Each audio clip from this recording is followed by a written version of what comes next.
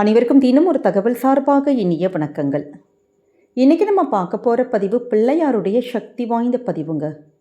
நம்முடைய வாழ்க்கையில் சில காரியத்தை பல முறை நம்ம முயற்சி செய்தும் அந்த காரியத்தில் தடைகள் வந்துக்கிட்டே இருக்குது, வெற்றி எங்களுக்கு கிடைக்கவே இல்லை அப்படிங்கிறவங்க நம்ம வணங்க வேண்டிய தெய்வம் யாருன்னு கேட்டிங்கன்னா பிள்ளையார் தான். ஏன்னா முழுமுதற் கடவுளான பிள்ளையாரை நம்ம மனமுருகி நம்ம வேண்டப்ப அந்த விக்கினங்களை தீர்க்கக்கூடிய சக்தி பிள்ளையாருடைய வழிபாட்டுக்கு இருக்குது. நம்முடைய சேனல் தொடர்ந்து பார்த்துட்ருக்க எல்லாருக்குமே தெரியும், பிள்ளையாருடைய பல பதிவுகள் நம்ம தொடர்ந்து கொடுத்துக்கிட்டே இருக்கோம். அந்த வகையில் இப்போ நம்ம செய்யக்கூடிய ஒரு எளிமையான விஷயம்தான், அதுவும் சூக்ஷ்மமான இந்த ஒரு நேரத்தை மட்டும் நம்ம சரியாக பயன்படுத்தி அந்த நேரத்தில் பிள்ளையாரை போய் நீங்கள் ஆத்மார்த்தமாக உங்களுடைய காரிய தடைகளுக்கு போய் வேண்டிக்கிட்டாலே போதுங்க, நிச்சயமாக வெற்றி மேல் வெற்றி பெறும். அப்படிப்பட்ட ஒரு சக்தி வாய்ந்த ஒரு பதிவு தான் இப்போ நம்ம தெரிஞ்சுக்க போகிறோம். பதிவுக்குள்ளே போகிறதுக்கு முன்னாடி நம்முடைய சேனலை நீங்கள் இப்போ வரைக்கும் சப்ஸ்கிரைப் பண்ணாமல் பார்த்துட்ருக்கீங்கன்னா கண்டிப்பாக சப்ஸ்கிரைப் பண்ணிக்கோங்க. அப்போ தான் எங்களுடைய எல்லா நல்ல நல்ல பதிவுகளுமே உடனுக்குடனே வரும். பக்கத்தில் இருக்கக்கூடிய பெல் பட்டனை மறக்காமல் கிளிக் பண்ணிக்கோங்க. இப்போ பதிவை தெரிஞ்சுக்கலாம். எல்லா விதமான வழிபாட்டுகளுக்கும் நம்ம ஏதாவது கொஞ்சமாச்சும் நம்ம செலவு பண்ணுவோம். ஆனால் பிள்ளையார் வழிபாட்டுக்கு மட்டும் எதுவுமே தேவையில்லைங்க. பிள்ளையார் முன்னாடி போய் நின்று சும்மா தோப்பு கரணம் போட்டு பிள்ளையாரை நமஸ்காரம் பண்ணிட்டு வந்தாலே போதும், நம்முடைய காரியத்தில் வெற்றி கிடைக்குங்கிற ஐதீகம் இருக்குது. ஏன்னா பிள்ளையாரை எப்படி வேணாலும் நம்ம வணங்கலாம். மிகப்பெரிய கோவில்களுக்கு போய் அங்கே போய் தான் வழிபடணுங்கிற கட்டாயம் கூட கிடையாது. நம்முடைய அரச மரத்தடியில் இருக்கலாம், இல்லாட்டி தெருமுக்கில் பிள்ளையார் இருக்கும், அப்படி எல்லா இடத்துலையும் இருக்கக்கூடிய எந்த விதமான பிள்ளையாரையும் நம்ம வணங்கலாம். இந்த வழிபாட்டுக்கு நம்ம சொல்லுகின்ற அந்த சூக்ஷ்மமான நேரம் தான் ரொம்ப முக்கியம். ஏன்னா நிறைய பேருக்கு சில காரியத்தில் எங்களுக்கு தடைகள் வந்துக்கிட்டே இருக்குமா, எவ்வளவோ நாங்கள் முயற்சி பண்ணோம், இல்லாட்டி நமக்கு சில காரியங்கள் நம்ம வேண்டியிருப்போம், அது நடக்காமல் கூட போயிருந்திருக்கலாம், இல்லாட்டி ஒரு கடன் பிரச்சனைகளாக இருக்கலாம், இல்லை நமக்கே ஏதாச்சும் தோஷங்கள், ராககேது தோஷங்கள், இல்லை சனியோட தோஷங்கள், அப்படி ஏதாவது அந்த நேரம் காலம் கிரகநிலைகள் நமக்கு சரியில்லாமல் போனால் கூட நம்ம செய்யக்கூடிய பரிகாரங்கள் கூட நமக்கு பலிதமாகாது. ஆனால் பிள்ளையாரை நீங்கள் வணங்குனீங்கன்னா எப்படிப்பட்ட அந்த கிரக தோஷங்கள் எல்லாமே நமக்கு நிவர்த்தியாகும். அந்த காரியத்தில் சக்ஸஸ் கொடுத்துருவார். அதனால தான் ரொம்ப எளிமையான நம்ம பிள்ளையாருடைய வழிபாடு சொல்கிறோம். இதற்கு நமக்கு எந்த நேரம் ரொம்ப ரொம்ப முக்கியம் கேட்டிங்கன்னா, டெய்லி வரக்கூடிய யமகண்ட நேரம். நிறைய பேர் ஐயோ யமகண்ட நேரத்தில் எப்படி பூஜை பண்ணுறது அப்படின்னு மனசுக்குள்ளே டக்குன்னு எல்லாருக்கும் ஒரு யோசனை போகும். ஆனால் யமகண்ட நேரத்தில் யார் ஒருத்தங்க பிள்ளையாரை நீங்கள் போய் வழிபடுறீங்களோ உங்கள் வாழ்க்கையில் நடக்காத காரியத்தை கூட பிள்ளையார் நடத்தி கொடுத்துருவார்.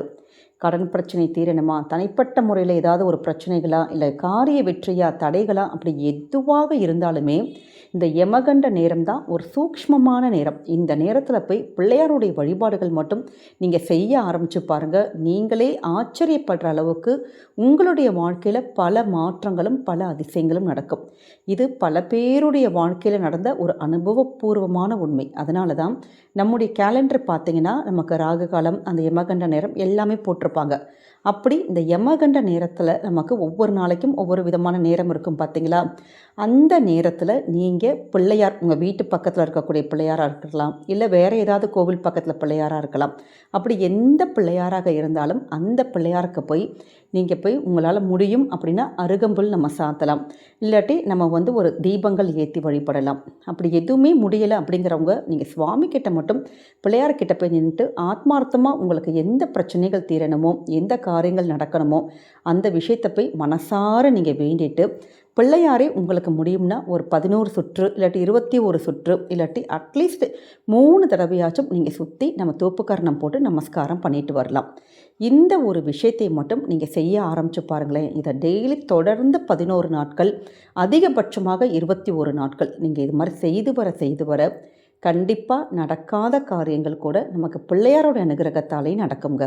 ஏன்னா இந்த யமகண்ட நேரம்ங்கிறது நமக்கு அவ்வளோ ஒரு சக்தி வாய்ந்த நேரம்.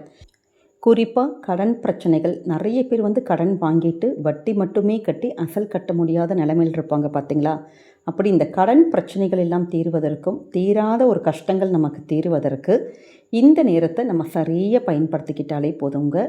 இந்த யமகண்ட நேரத்தில் நமக்கு இப்போ சப்போஸ் நமக்கு டெய்லி இது மாதிரி எங்களால் போய் யமகண்ட நேரத்தை நாங்கள் கோவிலுக்கெல்லாம் போக முடியலமா அப்படிங்கிறவங்க வாரத்துக்கு ஒரு முறையோ 2 முறையோ இல்லை உங்களுக்கு எப்பெல்லாம் சான்ஸ் கிடைக்குதோ இந்த யமகண்ட நேரத்தில் அப்போ பக்கத்தில் இருக்க உங்கள் வீட்டு பக்கத்தில் எங்கேயாச்சும் பிள்ளையார் கோவில் இருக்கும் பார்த்தீங்களா, அந்த கோவிலுக்கு இந்த நேரத்தில் மட்டும் போய் சின்னதான ஒரு வழிபாடு மட்டும் நீங்கள் செஞ்சுட்டு வந்தாலே போதும். முடியுங்கிறவங்க ஒரு தீபம் மட்டும் ஏற்றி அருகம்புல் சாத்திட்டு மனசார உங்களுடைய பிரச்சனைகளை தீர்த்து கொடு பிள்ளையாரப்பா அப்படின்னு வேண்டி பாருங்கள். கண்டிப்பாக நம்ம வாழ்க்கையில் பல அதிசயங்கள் நம்ம பிள்ளையாரே நமக்கு கொணர்ந்துருவார். நடக்காத காரியங்களும் நடக்கும். அந்த தடைகள் எல்லாமே அந்த பிள்ளையாருடைய அருளாலே நமக்கு நிச்சயமாக முறியடிக்கப்படும். அப்படி நம்ம வணங்குறப்ப மனசார சொல்லக்கூடிய மந்திரம் என்னன்னு கேட்டிங்கன்னா, ஓம் விக்ன விநாயகா போற்றி போற்றி, இல்லாட்டி ஓம் கம் கணபதியே நமக அப்படிங்கிற அற்புதமான மந்திரத்தை நீங்கள் மனசுக்குள்ளே வேண்டிகிட்டே பிள்ளையாரை நீங்கள் வலம் நீங்கள் வேண்டிக்கலாம். அதே மாதிரி ஒரு முக்கியமான ஒரு சூக்ஷ்மம் இதில் என்ன இருக்குதுன்னு கேட்டிங்கன்னா, யமகண்ட நேரத்தில் யார்கிட்டையாச்சும் நம்ம நிறைய கடன் வாங்கியிருப்போம் பார்த்திங்களா, அந்த வாங்கின கடனில் ஒரு சிறு தொகை நம்ம அந்த நேரத்தில் நம்ம கடன் அடைச்சோன்னா அவங்கக்கிட்டேருந்து திருப்பி நம்ம திருப்பி கடனே வாங்க முடியாத சூழல் நமக்கு அமையும். அதே மாதிரி அந்த கடன் சீக்கிரமாக நம்ம அடைச்சிருவோங்கிற ஒரு ஆன்மீகத்துடைய ஒரு விதியும் இருக்குது. அதனால் இதை சின்னதாக கூட நீங்கள் ட்ரை பண்ணி பார்க்கலாம். இல்லாட்டி அப்படி சம்மந்தப்பட்டவங்களுக்கு கொடுக்க முடியாட்டி கூட சின்ன கவரில் அவங்க பேரை மட்டும் எழுதிட்டு அந்த நேரத்தில் நீங்கள் ஒரு தொகை மட்டும் இந்த யமகண்ட நேரத்தில் நீங்கள் எடுத்து வச்சு பாருங்களேன். கண்டிப்பாக எப்படிப்பட்ட கடனும் பிள்ளையாருடைய அனுகிரகத்தாலே கரையும். அதனால் நம்பிக்கையோடு இந்த சின்ன சின்ன வழிபாடுகளை உங்கள் வாழ்க்கையில் நீங்கள் செஞ்சு பாருங்கள். பிள்ளையாரை யார் ஒருத்தங்க நம்ம நம்பி வேண்டி வணங்குகிறோமோ கண்டிப்பாக நம்பிக்கையோடு வந்தால் தும்பிக்கையான் என்றைக்குமே கைவிட மாட்டான். நம்பிக்கையோடு இந்த வழிபாட்டை பண்ணுங்கள். நிச்சயம் உங்கள் குடும்பத்துக்கு நல்லது மட்டுமே தாங்க நடக்கும். நம்முடைய கமெண்ட் செக்ஷனில் ஓம் கம் கணபதியே நமக இல்லாட்டி ஓம் பிள்ளையாரே போற்றி அப்படிங்கிற அற்புதமான நாமத்தை பதிவிடுங்க. பிள்ளையாருடைய அனுகிரகம் உங்களுக்கும் உங்கள் குடும்பத்துக்கும் என்றைக்கும் பரிபூர்ணமாக கிடைக்கும். இந்த பதிவானது உங்கள் எல்லாருக்குமே பிடிச்சிருக்கும்னு நினைக்கிறோம். பிடிச்சிருந்தால் மறக்காமல் ஃப்ரெண்ட்ஸ் அண்ட் ஃபேமிலி மெம்பர்ஸ்க்கும் ஷேர் பண்ணுங்கள். அவங்களும் இதை பார்த்து பயன்பெறட்டும். நம்முடைய சேனலை இப்போ வரைக்கும் நீங்கள் ஃபாலோ பண்ணாமல் சப்ஸ்கிரைப் பண்ணாமல் பார்த்துட்ருக்கீங்கன்னா மறக்காமல் சப்ஸ்கிரைப் பண்ணிக்கோங்க. மீண்டும் வேறொரு நல்ல பதிவில் உங்களை சந்திக்கிறோம். நன்றி, வணக்கம்.